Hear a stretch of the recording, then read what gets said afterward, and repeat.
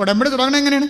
തന്നെ സ്നേഹിക്കുകയും. ആദ്യം ചെയ്യണം, അല്ലാതെ നിങ്ങളുടെ IELTS സ്നേഹിക്കുകയും നിങ്ങളുടെ വസ്തുവിനെ സ്നേഹിക്കുകയും നിങ്ങളുടെ ഭർത്താവിനെ സ്നേഹിക്കുകയും ഭാര്യയെ സ്നേഹിക്കുകയും ചെയ്യണമല്ല.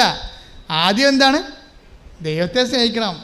അതാണ് അവിടെ നിന്ന് ഉടമ്പടി തുടങ്ങണത്. പറഞ്ഞ് തന്നെ സ്നേഹിക്കുകയും, പറഞ്ഞ് തന്നെ സ്നേഹിക്കുകയും അടുത്ത വചനം തന്റെ കൽപ്പന പാലിക്കുകയും ചെയ്യുന്നവനോട്, തന്റെ കൽപ്പന പാലിക്കുകയും ചെയ്യുന്നവനോട് 1000 തലമുറകൾ വരെ ഉടമ്പടി പാലിക്കുകയും അചഞ്ചലമായ സ്നേഹം പ്രകടിപ്പിക്കുകയും ചെയ്യുന്ന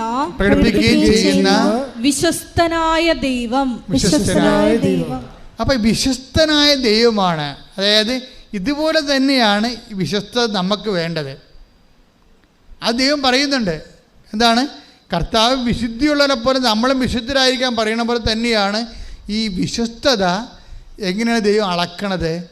നമ്മുടെ വിശ്വസ്തത അളക്കണത് ആദ്യമേ തന്നെ തരികിട കാര്യങ്ങൾ സംഭവിക്കും. ഉടമ്പടി എടുത്ത് ആദ്യത്തെ മാസം, രണ്ടാമത്തെ മാസം, മൂന്നാമത്തെ മാസമൊക്കെ ചില സമയത്ത് നേരെ ഓപ്പോസിറ്റായിട്ടുള്ള കാര്യങ്ങൾ സംഭവിച്ചുകൊണ്ടിരിക്കും. പക്ഷെ അതുകൊണ്ട് ചില ആൾക്കാർ എന്ത് ചെയ്യും? അതുകൊണ്ട് ഉടമ്പടി എടുത്തിട്ടും പിന്നെ സങ്കടത്തിന് നമ്മൾ ജപ്തി നടപടിക്ക് മാറ്റമൊന്നുമില്ലല്ലോ. ഉടമ്പടി എടുത്തിട്ടും പിന്നെ ഞാൻ പിന്നെ പരീക്ഷയ്ക്ക് പിന്നെ തോറ്റല്ലോ, ഉടമ്പടി എടുത്തിട്ട് പിന്നെ ഞാൻ ഇൻ്റർവ്യൂ തോറ്റല്ലോ എന്നൊക്കെ പറഞ്ഞിട്ട് പ്രത്യക്ഷിക്കുന്ന പ്രാർത്ഥനയ്ക്ക് താമസിച്ച് എഴുന്നേക്കും, പത്രം കൊടുക്കത്തില്ല, പേഴ്സ് പ്രവർത്തനം ചെയ്യത്തില്ല, ആക്കാനും വേണ്ടി ഓക്കാനിക്കണ ഒപ്പിച്ചുണ്ടാക്കി കൊടുത്ത് വരുത്തി തീർക്കും. ഇങ്ങനെയുള്ള വാദപ്പനി പരിപാടിയൊക്കെ കാണിക്കും. അതോടുകൂടി നിങ്ങളുടെ കാര്യത്തിൽ തീരുമാനമായി, നിങ്ങൾ ഉടമ്പടിയിലല്ല. അത് എപ്പോഴും നമ്മൾ ശ്രദ്ധിക്കണം. എന്തെങ്കിലും ഒരു നെഗറ്റീവ് ദൈവത്തിൽ നിന്ന് കാണിച്ചു കഴിഞ്ഞാൽ നമുക്ക് മനസ്സിലായി ഇത് ടെസ്റ്റാണ്, ചവിട്ടി നോക്കുകയാണ്, ഒടിവാൻ നോക്കുകയാണ്. ഞാൻ ഒടിയത്തില്ലെന്ന് പറഞ്ഞുകൊണ്ട് നിങ്ങൾ ഇരട്ടി ചെയ്യണം. കൈയിട്ടിച്ച് കർത്താവിനെ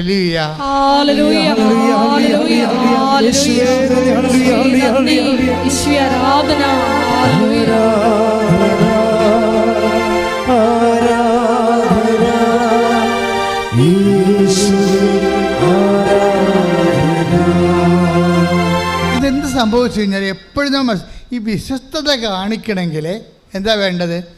ദൈവസ്നേഹം വേണം. അല്ല, വിശ്വസ്തത കാണിക്കണമെങ്കിൽ കത്തോലിക്കനായിരിക്കണം, അല്ല ക്രിസ്ത്യാനി ആയിരിക്കണം എന്നല്ല ഞാൻ പറയണത്. വിശ്വസ്തത കാണിക്കണമെങ്കിൽ എന്ത് വേണം? ദൈവസ്നേഹം വേണം. ഉടമ്പടിയിലെ ഗുണം അതാണ്. ആർക്ക് വേണമെങ്കിലും മുതൽ മുടക്കാം. ദൈവത്തോട് വിശ്വസ്തത ഉണ്ടായാൽ മതി. ആർക്ക് വേണമെങ്കിലും. നീ ഇപ്പോൾ ജ്ഞാനസ്നാനപ്പെട്ടിട്ടില്ല, നീ ക്രിസ്ത്യാനി അല്ല, ബേസിക്കായിട്ട് അല്ലെന്ന് തന്നെ വിചാരിച്ചോ. പക്ഷേ നീ ഇതിനകത്ത് ദൈവത്തോട് നീ അല്പം സ്നേഹം കാണിച്ചാൽ, ഒരു ചെറിയ സ്നേഹം കാണിച്ചാൽ മതി, നീ നശിച്ചു പോകാൻ അനുവദിക്കത്തില്ല. സത്യസന്ധമായ ഒരു ഉഴക്ക സ്നേഹം നീ ദൈവത്തോട് കാണിച്ചാൽ നീ നശിച്ചു പോകാൻ. ഇന്നലെ ഒരു സാക്ഷ്യമുണ്ടായി. 5 എന്നാണ് ആ മോള് തുടങ്ങിയത്. അവളുടെ അമ്മായിയമ്മയാണ്. അമ്മായിയമ്മയാണ് എൻ്റെ അവൾ പറയുന്നുണ്ട്, അമ്മായിയമ്മയാണ് യഥാർത്ഥ അധികാരി ഉടമ്പടിയുടെ. അങ്ങനെ പറയണത് അനുഗ്രഹത്തിൻ്റെ അധികാരി എൻ്റെ അമ്മായിയമ്മയാണ്. ഞാൻ അവരുടെ മകൻ്റെ ഭാര്യയാണ്. അമ്മ വഴി ഞങ്ങളുടെ വീട്ടിൽ നടന്ന കാര്യമാണ് ഞങ്ങൾ പറയാൻ വന്നത്. ഞങ്ങൾ 3 പേരും വന്നിട്ടുണ്ട്. അത് രസമാണ് സാക്ഷ്യം. ഇന്നിട്ടിട്ടുണ്ട് രാവിലെ. അതെന്താണ് സംഭവിച്ചത്? പരമേശ്വരി അമ്മ ഒരു നായർ സ്ത്രീയാണ്, സഹോദരിയാണ്, വൈക്കത്തുകാരത്തിയാണ്. അപ്പം അവർ പറയണത് അവർ എല്ലാ ദിവസവും ക്ഷേത്രത്തിൽ പോകും, എല്ലാ ദിവസവും. ഇപ്പോൾ അവരുടെ പ്രശ്നം ആദ്യം പറയാം. അവരുടെ പ്രശ്നം എന്ന് പറയണത് അവരുടെ മകൻ കല്യാണമൊക്കെ കഴിച്ചു. അപ്പോൾ അവർക്ക് കിട്ടിയ സ്ത്രീധനം കുറച്ച് കാര്യങ്ങളുണ്ട്. കച്ചവടം തുടങ്ങിക്കഴിഞ്ഞപ്പോൾ അവൻ്റെ മകന് ഒരു പുറത്ത് പോയി ജോലി ചെയ്യാൻ താല്പര്യമില്ല. അതുകൊണ്ട് നാട്ടിൽ തന്നെ ജോലി ചെയ്യാമെന്നും പറഞ്ഞുകൊണ്ട് കിട്ടിയ കാശിന് അവർ ഒരു കച്ചവടം തുടങ്ങി. പക്ഷെ 1.5 കൊല്ലം കഴിഞ്ഞപ്പോൾ ഈ കാശെല്ലാം കച്ചവടം ചെയ്ത് തീർന്ന് കുടുംബം വെളുത്തുപോയി. കുടുംബം വെളുത്തോടുകൂടി ഈ ചേച്ചിക്ക് ഭയങ്കര സങ്കടമായി. ഇവർക്ക് ഉറക്കമില്ലാതെ ഇവൾ മരുമകളോട് പറഞ്ഞു, എടി മകളെ, ഇപ്പം കച്ചവടം പൂട്ടാനായല്ല, ഇങ്ങനെ പോയാൽ നമ്മൾ എന്ത് ചെയ്യുമെന്ന് ചോദിച്ചു. അപ്പോൾ അവൾ മകനോട് പറഞ്ഞ്, ഭർത്താവിനോട് പറഞ്ഞ്, അമ്മ ഇങ്ങനെ സങ്കടപ്പെടണമല്ല, നമ്മൾ എന്ത് ചെയ്യും, എങ്ങനെ ജീവിക്കുമെന്ന് ചോദിച്ചു. അപ്പോൾ ഉടനെ ഇവൻ പുറത്തിറങ്ങിയപ്പോൾ ഒരു കൂട്ടുകാരനെ കണ്ട് പരിചയപ്പെട്ടപ്പോൾ കൂട്ടുകാരൻ ഇവനെ വിദേശത്ത് കൊണ്ടുപോയി. അപ്പോൾ അവരങ്ങനെ കടം മേടിച്ച് 6 ലക്ഷം രൂപ കടം മേടിച്ചിട്ട് അവർ വിദേശത്ത് പോയി. അപ്പോൾ വിദേശത്ത് പോയെങ്കിൽ ദുബായിലാണ് പോയെങ്കിൽ ഈ പറഞ്ഞ ജോലിയൊന്നും കിട്ടിയില്ല. അപ്പോൾ ജോലി കിട്ടാതെ കടം ബാങ്കിൽ ഇങ്ങനെ പലിശ പെരുകിക്കൊണ്ടിരിക്കുന്നു, ജോലിയും വരുമാനമൊന്നും ഇല്ല. അപ്പോൾ ഈ കുടുംബം 3 കുടുംബം നോക്കണത് ഈ ഒരു ഒറ്റ മകനാണ്. അവന് വരുമാനമില്ല. അവൻ ഇടയ്ക്ക് എല്ലാ ദിവസവും വിളിക്കും, അമ്മ ജോലിയൊന്നും ആയില്ല, ഞാൻ പല കമ്പനി ഇൻ്റർവ്യൂവിന് പോയിട്ടുണ്ട്, ജോലിയൊന്നും ആയില്ല. ഇനി ഓരോ ദിവസവും ഓരോ കമ്പനി ഇൻ്റർവ്യൂവിന് പോകും, പക്ഷെ തോക്കും, അവർ വിളിക്കത്തില്ല.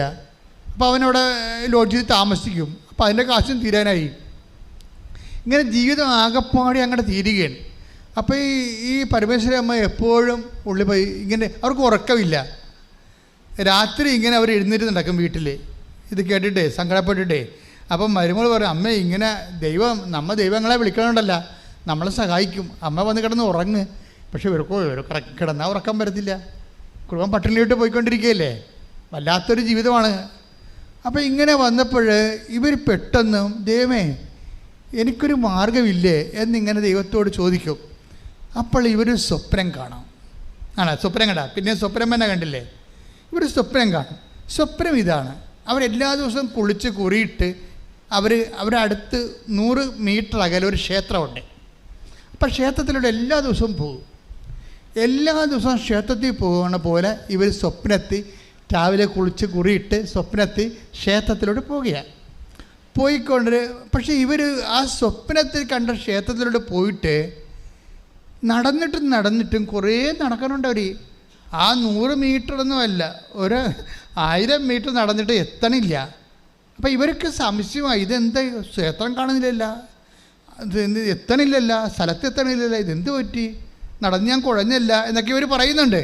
അവസാനം ഇവർ ക്ഷേത്രം കാണും.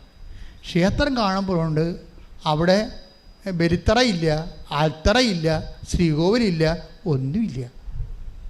അപ്പോഴവർ പറഞ്ഞു, ഭഗവാൻ ഇത് എന്താണിത്, ക്ഷേത്രം ഇല്ലല്ലോ ഇവിടെ, അതൊക്കെ മാറ്റിയായിരിക്കും ഒറ്റ ദിവസം കൊണ്ട്. ആകപ്പാട് നിൽക്കുന്നത് ഒരു ഗ്രില്ലിട്ട ഒരു ഹോളുണ്ട്, അതാണ് കാണുന്നത്. ഇതിന് പകരം ഒരു ഗ്രില്ലിട്ട ഹോള് അതാണ് കാണുന്നത്. അപ്പം നോക്കുമ്പോൾ ഇത് അപ്പോൾ ഇനിയോ ഈ ക്ഷേത്രം മാറ്റി കാണുമായിരിക്കും ചിലപ്പോൾ. പക്ഷെ അതൊക്കെ നമ്മൾ പറയേണ്ട കാര്യമൊന്നുമില്ലല്ലോ അല്ലേ, മാറ്റുമായിരിക്കും, അധികാരിയോട് മാറ്റുമായിരിക്കും. ഇങ്ങനെ പറഞ്ഞുകൊണ്ടിരിക്കുന്ന സമയത്ത് ഒരു സ്ത്രീ ക്ഷേത്രത്തിൽ നിന്ന് കയറി വരുമ്പോൾ ഇവിടെ ഗ്രില്ലിട്ട സ്ഥലമല്ലേ, അപ്പോൾ ഉടനെ ദേവി പരാശക്തി എന്നും പറഞ്ഞൊരു തൊഴും.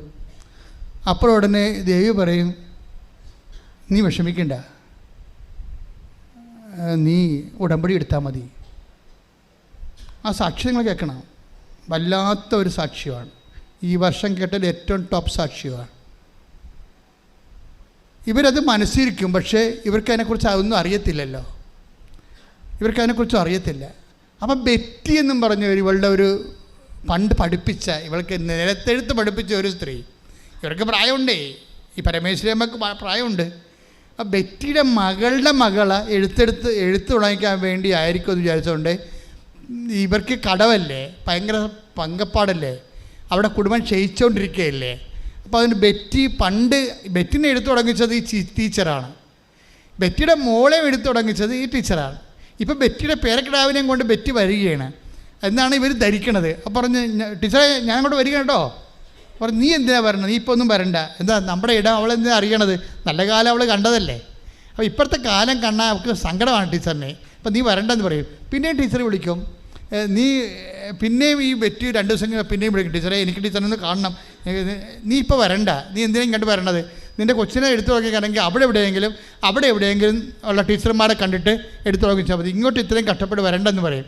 ഇല്ല ടീച്ചറെ ഞാൻ അങ്ങോട്ട് വരികയാണെന്ന് പറഞ്ഞ് 3ാമത്തെ പ്രാവശ്യം ബെറ്റി വന്നപ്പോൾ ബെറ്റിനെ ടീച്ചറത് സങ്കടമൊന്നും കാണിക്കാതെ വിളിച്ച്, ടീച്ചറെ എങ്ങനെയൊക്കെ പോണ കാര്യങ്ങൾ, മകനെയൊക്കെ ജോലി ഉണ്ടെന്ന് ഇരിക്കും. അപ്പോൾ ടീച്ചർ പൊട്ടിക്കരയും. അപ്പോൾ ഇവിടെ പറയും, ടീച്ചറെ കൊള്ളാം, എൻ്റെ മുമ്പിൽ നിന്ന് ടീച്ചറെ കരയണം, ഞാൻ സങ്കടം പറയുമ്പോൾ ടീച്ചറല്ലേ എന്നെ ആശ്വസിപ്പിക്കണത്, ഇപ്പോൾ ടീച്ചർ കരയണം, ടീച്ചർ കരയാൻ പാടില്ലെന്ന് പറയും. അല്ലടി ഇപ്പോഴത്തെ അവസ്ഥ ഇങ്ങനെയാണ്, അതിനെന്താ കുഴപ്പം ടീച്ചറെ, ടീച്ചർ ഒന്ന് കലപൂരി പോയാൽ മതി കൃപാസനത്തിൽ. അയ്യോ അതെവിടെയാണ്, ഇവിടെ ആര് കൊണ്ടുപോകാൻ, ഞാൻ പോകിട്ടില്ലെന്നൊക്കെ പറയും. അല്ല ടീച്ചറെ പോകണ്ട, അവിടെ എന്തൊക്കെ അത് എങ്ങനെ ചെയ്യുമെന്നൊക്കെ ചോദിക്കും, ഉടമ്പടിയുടെ കാര്യമൊക്കെ ഇവൾ പറയും. അപ്പോഴും ടീച്ചർ പറഞ്ഞിട്ട് രാത്രി എന്നോട് പറഞ്ഞത് അങ്ങനെയാണല്ല, അതാണല്ലേ ഇവൾ പറയണമെന്ന് പറഞ്ഞുകൊണ്ട് ടീച്ചർ ഉടനെ ഓൺലൈൻ ഉടമ്പടി ചെയ്യും. ഓൺലൈൻ ഉടമ്പടി ചെയ്ത് അപ്പം തന്നെ മകൻ വിളിക്കും, അമ്മ എല്ലായിടത്തുനിന്നും കത്ത് വരാൻ തുടങ്ങിയെന്ന് പറയും. ഞാൻ എന്നെ റിജക്റ്റ് ചെയ്ത എല്ലാ കമ്പനിയിൽ നിന്നും കത്ത് വരാൻ തുടങ്ങിയെന്ന് പറയും. എന്നെ ഓഫർ ലെറ്റർ വരാൻ തുടങ്ങിയെന്ന് പറയും. ഇൻ്റർവ്യൂവിന് പോകാം. ഇപ്പോൾ ഏത് എടുക്കണമെന്ന് ചോദിക്കും. അപ്പോഴമ്മ പറയും ഞങ്ങൾ പോയി തീർത്ഥാടന ഉടമ്പടി എടുത്തിട്ട് വരാമെന്ന് പറയും. അങ്ങനെ ഇവർ വന്ന് തീർത്ഥാടന ഉടമ്പടി എടുക്കുമ്പോൾ ഇവിടെ വരുമ്പോൾ ഇവർ ഞെട്ടിപ്പോകും. കാര്യം ഇവർ സ്വപ്നത്തിൽ കണ്ട ക്ഷേത്രം ഈ ഗ്രില്ലിട്ട ഈ മാതാവിൻ്റെ സന്നിധാനമാണ്. ഹല്ലേലൂയ, ഹല്ലേലൂയ, യേശുവേ ആരാധന, ഹല്ലേലൂയ, മഹത്വം, മഹത്വം, ആരാധന, ആരാധന. പരമദിവ്യകാരുണ്യത്തിന് നേരവും ആരാധനയും സ്തുതിയും പുകഴ്ചയും ഉണ്ടായിരിക്കട്ടെ. പരിശുദ്ധ പരമദിവ്യകാരുണ്യത്തിന് നേരവും ആരാധനയും സ്തുതിയും പുകഴ്ചയും ഉണ്ടായിരിക്കട്ടെ. അപ്പം ഞാൻ എപ്പോഴും ഈ സാക്ഷ്യം കേട്ടോണ്ട് ഞാൻ ഇന്നലെ നടന്ന സാക്ഷ്യമാണിത്. ഇന്ന് അപ്പം ചെയ്യുന്നുണ്ട്. നിങ്ങൾ പോയി അത് കാണണം കേട്ടോ. അപ്പം ഞാനിവിടെ നിൽക്കുമ്പോഴേ ഞാൻ ഓർക്കണേ, ഇത് ഈ കുടുംബത്തിൽ വന്നിരിക്കുന്ന ഈ മഹാ തകർച്ചകളിലെ ഇവരെ മാതാവ് നേരിട്ട് ഇനിഷ്യേറ്റീവ് എടുത്തിട്ട് എന്തുകൊണ്ടാണ് സ്വപ്നം കാണിച്ച് സ്വപ്നത്തിലൂടെ കുടുംബം രക്ഷപ്പെടാനുള്ള വഴിയും സ്ഥലവും കാണിച്ചു കൊടുത്തതിൻ്റെ പൊരുൾ എന്താണെന്ന്.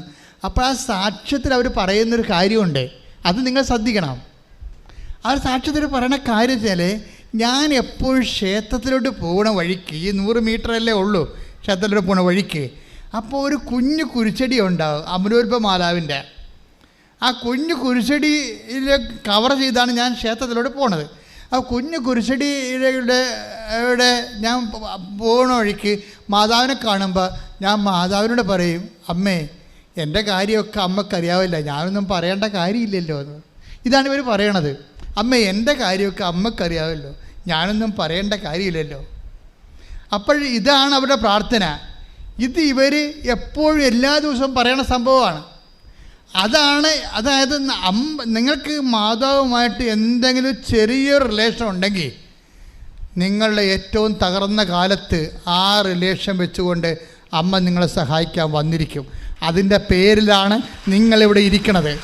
ഏതെങ്കിലും കാലത്ത് മാതാവിനോട് നിങ്ങൾ കാണിച്ച പ്രത്യേക സ്നേഹത്തിൻ്റെ പേരിലാണ് ഈ കണ്ണീരിൻ്റെ കാലത്തേക്ക് ദൈവം ഈ ഉടമ്പടിയുടെ ആസ്ഥാനത്തേക്ക് ദൈവം നിങ്ങളെ വിളിച്ചിരിക്കുന്നത്. സ്തുതിക്കട്ടെ, ഹല്ലേലൂയ.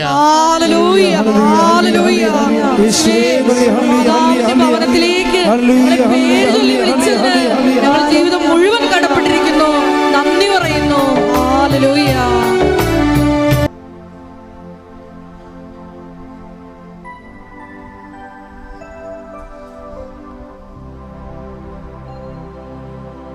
ഓരോ ദിവസവും നമുക്ക് സങ്കല്പിക്കാൻ പോലും പറ്റാത്ത സ്വപ്നതുല്യമായ വലിയ ദൈവിക ഇടപെടലാണ്. ആ സന്നിധാനത്തിലേക്കാണ് ദൈവം നിന്നെ വിളിച്ചിരിക്കുന്നത്. അതുകൊണ്ട് നീ പരീക്ഷിക്കാൻ നിൽക്കരുത് ദൈവത്തെ.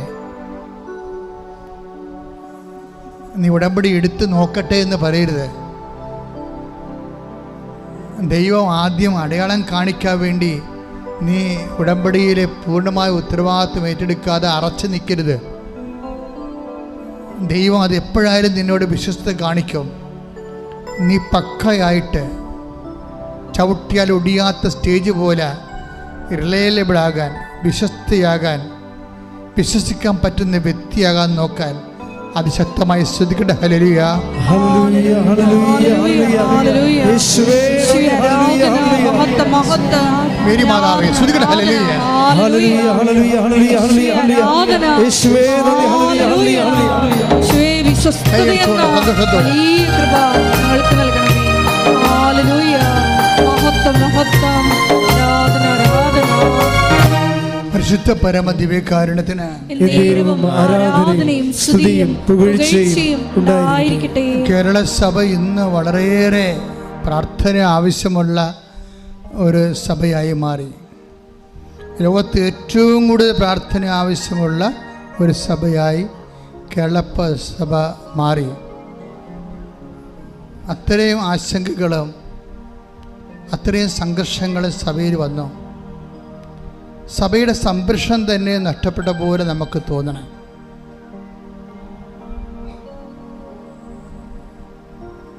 അതുകൊണ്ട് തന്നെ നിങ്ങൾ നിരന്തരം പരിശുദ്ധ അമ്മയുടെ മാധ്യസ്ഥന് സഭയെ സമർപ്പിക്കണം. നിങ്ങളുടെ ജപമാല പ്രാർത്ഥനയിൽ,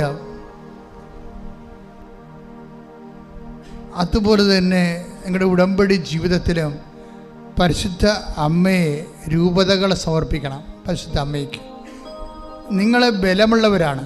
ഉടമ്പടിയിലൂടെ ഒരു വ്യക്തി ബലം പ്രാപിക്കണ പോലെ വേറെ ഒരു പശ്ചാത്തലത്തിലും ബലം പ്രാപിക്കാൻ പറ്റത്തില്ല. കാരണം കൂദാശകളെല്ലാം ശക്തമായി അനുഷ്ഠിക്കുകയും സഭാജീവിതം പുനഃക്രമീകരിക്കുകയും സുവിശേഷ സാക്ഷ്യ ജീവിതം, സുവിശേഷ പ്രചാരണ ജീവിതവും എല്ലാം സമഗ്രമായ രീതിയിൽ സന്നിവേശിപ്പിച്ചിരിക്കുന്ന സ്വർഗീയ പദ്ധതിയാണ് ഉടമ്പടി. അതിൽ പങ്കെടുക്കുന്ന വ്യക്തികൾ നല്ല കലിബറുള്ളവരും അതുപോലെ തന്നെ ദൈവത്തിരുസന്നിധിയിലെ നല്ല ദൈവം അനുഗ്രഹിക്കാൻ വേണ്ടി യോഗ്യരായ മനുഷ്യരാണ്. അതുകൊണ്ട് ഞാൻ നിങ്ങളോട് കേരള സഭയ്ക്ക് വേണ്ടി പ്രാർത്ഥിക്കണമെന്ന് യാചിക്കുന്നതിൻ്റെ കാരണം കേരള സഭയ്ക്ക് എന്താ സംഭവിച്ചതെന്ന് എനിക്ക് എൻ്റെ മനസ്സിൽ പറയണത്, കരിസ്മാറ്റിക് മുന്നേറ്റ കാലത്ത് ഒരു അബദ്ധം നമുക്ക് സംഭവിച്ചു. അത് കരിസ്മാറ്റിക് മുന്നേറ്റക്കാലം അറിയാമല്ലോ, അത് ഏതാണ്ട് 75 മുതലുള്ള മുന്നേറ്റക്കാലമാണ്. അപ്പം ഞാൻ അതിൻ്റെ കൂടെ ഉള്ള ആളാണ്. ഞാൻ 75-ലാണ് സഭയിൽ വന്നത്. ആ കാലം മുതൽ എനിക്കിതിൻ്റെ വൈബൊക്കെ അറിയാം. ഇപ്പം ഞാൻ അച്ഛനായിട്ട് തുമ്പോളി പള്ളിയിൽ വരുമ്പോൾ അവിടെ എൻ്റെ മനസ്സിന് സങ്കടപ്പെടുന്ന ഒരു കാര്യം സംഭവിച്ചു. അവിടെ കിഴക്കേടൻ അച്ഛനെന്നും പറഞ്ഞ് അന്ന് കരിസ്മാറ്റിക് പ്രസ്ഥാനത്തിൻ്റെ തലതൊട്ടൊപ്പന്മാരിൽ ഒരാളായിരുന്നു ഫാദർ എൽക്കൽ കീഴം. പുസ്തകങ്ങളൊക്കെ ഉണ്ട്, നല്ല ആധ്യാത്മിക ഗുരുവാണ്. പക്ഷേ അദ്ദേഹം ഒരു ഗ്രോത്ത് റിട്രീറ്റ് അവിടെ മാതാവിൻ്റെ പള്ളി നടത്തിക്കൊണ്ടിരിക്കുകയായിരുന്നു. അപ്പം ഞാൻ എൻ്റെ അടുത്ത് കൂടുന്നുണ്ട്. അപ്പോഴും ഒരു ചേടത്തി സൈഡിലൂടെ വന്ന് തുമ്പോളി മാതാവിനെ ഒരു തിരി കത്തിച്ച്, വേറെ പുറത്തുനിന്ന് വന്നവർ തീർത്ഥാടകയാണത്. ഉടനെ ഈ അച്ഛൻ അവിടുന്ന് ചാടി എഴുന്നേറ്റിട്ട് പറഞ്ഞ് ആ തിരുവേ ഊതിക്കെടുത്ത് എന്ന് പറഞ്ഞു. ആ തിരുവേ ഊതിക്കെടുത്താൻ പറഞ്ഞു. ഇത് വിഗ്രഹ ആരാധനയാണ്, ഇവിടെ ഒന്നും ഇങ്ങനെ തിരികത്തിച്ചൊന്നുമല്ല മനുഷ്യൻ രക്ഷപ്പെടണമെന്നൊക്കെ പറഞ്ഞ് പുള്ളി ഒരു വലിയ പ്രസംഗങ്ങളൊക്കെ നടത്തി. എന്നിട്ട് ഇവിടുന്ന് ആളെ വിട്ട് ആ തിരി ഊതിക്കെടുത്തിച്ച്. പിന്നെ ഞാൻ കണ്ടത് ഇങ്ങനെയാണ്, കരിസ്മാറ്റിക്കാർ ഇതുപോലെ അതിൻ്റെ അകത്ത് ഒരു വിഭാഗം മാതാവിൻ്റെ തിരുസന്നിധിയിലുള്ള തിരികൾ മുഴുവനും കേരളം മൊത്തം ഊതിക്കെടുത്തി കളഞ്ഞു. മാതാവിനെക്കുറിച്ച് സംസാരിക്കാറില്ല അവർ. പിന്നെ KCBC ഇടപെട്ടപ്പോഴാണ് മാതാവിനെക്കുറിച്ച് ക്ലാസ് തന്നെ വെച്ചത്. പിന്നീട് ജോൺ പോൾ മാർപ്പാപ്പയുടെ കാലം വന്നപ്പോൾ പിന്നീട് പിശാച് അതായത് വളരെ വളരെ സൗമ്യമധുരമായ രീതിയിൽ നമ്മളെ വിശ്വസിപ്പിച്ച് തട്ടിപ്പ് കാണിച്ച് നമ്മളെ പറ്റിക്കുന്നത് പിശാച് ചില സമയത്ത് ഉന്നത സ്ഥാനങ്ങൾ അവർ ഉപയോഗിച്ച് കളയും. ഈ സിസ്റ്റർ ഫൗസ്തീനയുടെ കരുണക്കൊന്ത വന്നത് ആ കാലമാണ്. അതിലൂടെ ഒത്തിരി ആൾക്കാർ വിശുദ്ധീകരിച്ചു. പക്ഷേ എന്ത് പറ്റി, കുടുംബങ്ങളിൽ നിന്ന് ജപമാല പോയി. അതിന് പകരം പല അണ്ണന്മാരും കരുണക്കൊന്ത മാത്രം ചെല്ലാൻ തുടങ്ങി. കരുണക്കൊന്ത ജപമാല മാറ്റി എന്ന് പറയുമ്പോൾ കരുണക്കൊന്ത മാതാവിൻ്റെ അല്ല, അത് നമ്മുടെ വിശുദ്ധീകരണത്തിന് വേണ്ടി കർത്താവിൻ്റെ പീഡാനുസഹനങ്ങൾ അധികരിച്ചുള്ള ഒരു പേഴ്സണൽ പ്രാർത്ഥനയാണത്. അവിടെ മാതാവില്ല, ജപമാലയില്ല. അപ്പോൾ ഇങ്ങനെ തന്ത്രപരമായ രണ്ട് ആധ്യാത്മികമെന്ന് തോന്നിപ്പിക്കുന്ന എന്നാൽ ഒത്തിരിയേറെ ആധ്യാത്മിക ഫലങ്ങൾ ഉളവാക്കിയിട്ടുള്ള പ്രസ്ഥാനങ്ങളിലൂടെ തന്നെയാണ് കേരള സഭയിൽ നിന്ന് മാതാവിനെ എടുത്ത് മാറ്റിക്കളഞ്ഞത്. തന്ത്രപരമായിട്ട് പിശാച് ചെയ്ത പരിപാടിയാണ്. അവസാനം അത് വന്ന് എവിടം വരെ എത്തിയെന്നറിയാവോ? അവസാനം വന്ന് അത് ഈ ഒക്ടോബർ 7-ാം തീയതി എന്ന് പറയുന്നൊരു ദിവസം മാതാവിൻ്റെ ജപമാല തിരുനാളിൻ്റെ ദിവസം തന്നെ ഒരു കാട്ടുജാതിക്കാരൻ്റെ വിഗ്രഹത്തെ റോമിൽ അൾത്താറിൽ പ്രതിഷ്ഠിക്കാൻ പറ്റുന്ന ഒരു അവസ്ഥയിലേക്ക് ആ സംഭവം മാറി. അത് വിജയമാതാവിൻ്റെ തിരുനാൾ ദിവസമായിരുന്നു സംഭവിച്ചത്. ഇങ്ങനെ വളരെ ടെക്നിക്കലായിട്ട് മാതാവിനെ എടുത്ത് സഭയിൽ നിന്ന് കളഞ്ഞോടുകൂടി സഭയ്ക്ക് പ്രതിരോധ ശക്തി നഷ്ടപ്പെട്ട്. അതുകൊണ്ട് തന്നെ നിങ്ങൾ ഇത് നമുക്ക് സംഭവിച്ചിരിക്കുന്ന വിഷയങ്ങളെക്കുറിച്ച് നമ്മൾ കൃത്യമായൊരു കാര്യം, കുരിശിൽ കിടന്ന് ഇതാ നിൻ്റെ അമ്മയെന്ന് പറഞ്ഞ് മാതാവിന് നമുക്ക് തന്നത് മാതാവിൻ്റെ തിരുനാൾ നടത്തി നാടകം കളിക്കാനല്ല, മാതാവ് ഇതാ നിൻ്റെ അമ്മ എന്ന് പറയുമ്പോൾ ഈശോയുടെ മനസ്സിലുണ്ടായത് ആരാണ് എൻ്റെ അമ്മ? ദൈവവചനം കേൾക്കുകയും അതനുസരിച്ച് ജീവിക്കുകയും ചെയ്യുന്നവരാണ് എൻ്റെ അമ്മയെന്ന് പറയുമ്പോൾ ഉടമ്പടി എടുത്ത് ജീവിക്കുന്നവരാണ് എൻ്റെ അർത്ഥം. ദൈവവചനം കേൾക്കുകയും അതനുസരിച്ച് ജീവിക്കുകയും ചെയ്യുന്ന അമ്മ. ഇപ്പം കൃപാസനത്തിൽ വന്ന് ഉടമ്പടി എടുക്കണമെന്നല്ല ഞാൻ പറയണത്. ക്രിസ്തീയ ജീവിതം എന്ന് പറയുന്നത് ഉടമ്പടി ജീവിതമാണ്. ആ ഉടമ്പടി ജീവിതത്തിൻ്റെ വാഗ്ദാന പേടകവും മാതൃകയും മധ്യസ്ഥയും പരിശുദ്ധ അമ്മയാണ്. പരിശുദ്ധ അമ്മയെന്ന് പറയണത് ദൈവം നമുക്ക് കൽപ്പിച്ച് നൽകിയ പുതിയ നിയമത്തിലെ ഒരു ഉടമ്പടി ജീവിതത്തിൻ്റെ ആളായ്മയാണ്. ഈ ആധ്യാത്മിക സ്രോതസ്സിനെ തല്ലിക്കെടുത്തി കളഞ്ഞുകൊണ്ടാണ് അപ്പം തന്നെ നമ്മുടെ വീര്യശക്തി നഷ്ടപ്പെട്ടു. ഇനി ഇത് നിങ്ങൾ തിരിച്ചു കൊണ്ടുവരിക. കണ്ടില്ലേ, ഇപ്പോൾ പറഞ്ഞ ഓരോ സാക്ഷ്യങ്ങൾ കാണുമ്പോൾ അറിയാമില്ല. ആ സാക്ഷ്യങ്ങളുടെ റീച്ച് കണ്ട വലിയ കരിസ്മാറ്റിക് മുന്നേറ്റ കാലത്ത് പോലും സംഭവിക്കാത്ത കാര്യങ്ങളാണ് ഇന്ന് കൃപാസനത്തിൽ അമ്മ ചെയ്യണത്. വിളിച്ചുണർത്തി കൊണ്ടുവന്ന് എവിടെയാണ് അനുഗ്രഹം ഇരിക്കണത്, എങ്ങനെയാണ് രക്ഷപ്പെടുന്നതെന്ന് തൊട്ടടുത്ത് കൊണ്ട് വിളിച്ച് കൈ പിടിച്ചുകൊണ്ട് കാണിച്ചു കൊടുക്കുന്ന സ്വപ്നങ്ങൾ ഇതൊരു കാലത്തും സംഭവിക്കാത്ത. ഭാഷാപരം ഉണ്ടായിട്ടുണ്ട് മനുഷ്യന്. സ്വപ്നങ്ങൾ സാധാരണ മനുഷ്യർക്ക് കുറവായിരുന്നു. കരിസ്മാറ്റിക് കാലത്ത് സ്വപ്നങ്ങൾ സാധാരണ മനുഷ്യർക്ക് കുറവായിരുന്നു. ഇന്ന് സ്വപ്നം കൃപാസനത്തിൽ ഉടമ്പടി സാക്ഷ്യം പറയുന്നവരെ നല്ല ശതമാനം ആൾക്കാരും സ്വപ്നങ്ങളെക്കുറിച്ച് പറയും. കാര്യം സ്വപ്നങ്ങൾ അനാദികാലം മുതൽ ഇന്ന് വരെ ദൈവം വിശ്വാസിക്ക് തൻ്റെ തിരുമനസ് വെളിപ്പെടുവാൻ വേണ്ടി ഉപയോഗിക്കുന്ന ഏറ്റവും വലിയ കമ്മ്യൂണിക്കേഷൻ മീഡിയയാണ്. അത് ഉടമ്പടിയിൽ ശക്തീകരിച്ചു എന്നുള്ളതാണ് ഉടമ്പടിയുടെ ഇക്കാലത്ത് ദൈവത്തിൻ്റെ പദ്ധതിയാകാൻ ഒരു കാരണം.